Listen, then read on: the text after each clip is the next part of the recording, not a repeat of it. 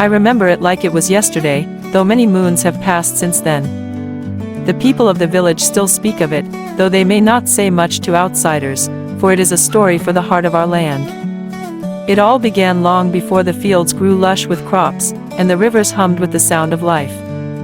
The village of Munyanya lay nestled between the great Kibindi hills and the wide, steady flow of the Ngoma River.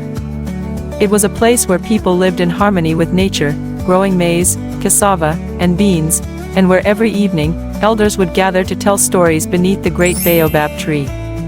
And at the heart of the village, there was Queen Amina, beloved and wise, chosen by the elders for her beauty, grace, and sense of justice. Amina's father, King Waka, ruled with strength and wisdom. He had led the village through many years of peace, and people from neighboring lands came to him for advice. But King Waka's age was beginning to show, and he knew it was time to find a suitor worthy of his daughter's hand. The tradition was clear: Amina would marry the strongest, the most influential, the one who could carry on the kingdom's strength. And so, the Munyanya Festival was called, a celebration of harvest, unity, and hope. It was also a gathering where potential suitors would present themselves, and the queen-to-be would choose the one who would become her king. I was young then, still learning the ways of our people, but I remember how the men came. Tall, muscular, with gleaming armor and horses that stomped the earth with authority. They came from faraway lands, some with great riches and followers. They rode with their heads held high, expecting to win Queen Amina's heart with their power and their wealth. But Amina was different. She had a quiet strength, and everyone in the village knew that she would not be swayed by gold or showmanship. As the festival went on, I noticed her gaze drifting to Kofi, a man from a neighboring village. He was not a prince or a warrior of great renown. Kofi was simple, with hands weathered from hard work in the fields, and his clothes were modest, made from homespun cloth. He had no horse, no servants, just a small bundle of dried palm leaves he had brought as a gift to the queen. Yet, there was something about him, something in the way he stood tall despite his humble appearance, something in his eyes that spoke of a deep, quiet resilience. The other suitors mocked him, calling him Kofi the farmer, and laughed at his modest gift. But Queen Amina didn't join in the laughter. She simply watched him, as if she saw something the others could not. In the evening, the elders gathered to discuss the suitors. It was a night of song, food, and storytelling, an ancient tradition. I still recall the rich scent of roasted meats, the warmth of the fire, and the low hum of the drums. Queen Amina sat beside her father, but her eyes never left Kofi. There was a stillness about her, a calmness that made the air feel as if it was holding its breath. The next morning, as the sun rose over the river, Queen Amina stood before the gathered people. Her voice rang out clear and strong. "I have chosen my husband," she said, her gaze unwavering. "It is not wealth, nor power, nor strength that I seek.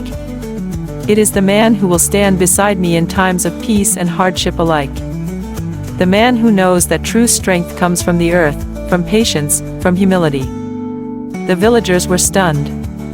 King Waka, who had expected a kingly suitor for his daughter, felt his heart sink. But Amina's words were final, and there was no arguing with them. She called Kofi forward. "Kofi, the farmer, the humble one. You have chosen to live with the land, and in that choice, you have shown me your heart. Come, stand beside me. Together, we will build a kingdom not on gold or riches, but on the strength of our people." I remember how Kofi's face turned pale with disbelief. He stumbled forward, unsure, until Amina reached out to him with her hand. When he took it, the crowd erupted in cheers, not of mockery, but of admiration. The simple farmer had become the king, not because of his wealth, but because of his soul. The days that followed were not easy. Many of the nobles questioned Amina's choice, whispering in corners, doubting the wisdom of a queen who had chosen a common man. But Kofi proved them wrong. He worked alongside the villagers, teaching them how to plant in ways that made the soil richer, how to build homes that withstood the rains, and how to govern with fairness. Together, they ruled not through fear or force, but through love, understanding, and compassion. And in time, even the elders began to see what Amina had known all along, that true leadership came not from lineage or riches, but from the heart. The kingdom flourished, and Queen Amina and King Kofi's love grew stronger with each passing season. The people say that when the rains come, the crops grow tall, and the rivers swell with life. It is because of the love between the queen and the man who was once just a farmer, but who became a king by the strength of his heart. As I sit under the baobab tree today, I can still hear the whispers of their love carried by the wind. It was not a love born of wealth or power, but of the soil beneath our feet and the strength of a heart willing to give all for what is right. The queen chose her king, not for what he had, but for what he was. And that, my friend, is the greatest story of all. If you enjoyed this story, don't forget to hit that like button, subscribe to our channel, and share this video with your friends. Your support helps us bring more inspiring African folktales to life. Stay tuned for more stories of love, wisdom, and tradition. We appreciate you being part of our journey, and remember, your heart leads the way.